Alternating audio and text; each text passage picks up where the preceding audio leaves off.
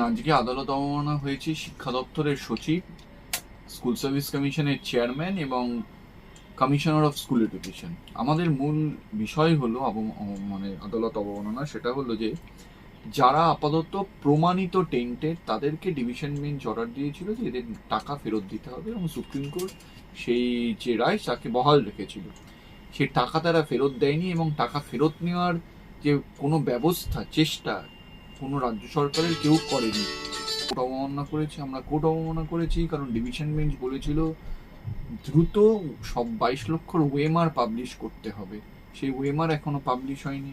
আমরা দেখেছি যে স্যালারি পোর্টালে অনেক যাদের চাকরি চলে গেছে সেই সব শিক্ষকদের নাম আছে যার মধ্যে কিছু প্রমাণিত টেন্টেড আছে, তাদের নাম বাদ দিতে হবে। এবং টেন্টেড লিস্ট কারা, প্রকৃত যে টেন্টেড লিস্ট যেখানে থাকবে ওয়েমার কারচুপি, যেখানে র্যাঙ্ক জাম্পিং, যেখানে আউট অফ প্যানেল, যেখানে এক্সপায়ারি অফ প্যানেল, এই লিস্ট বার করতে হবে, যাতে করে দেখা যায় যে কোনো অযোগ্য যেন এই নতুন পরীক্ষাতেও না বসতে পারে।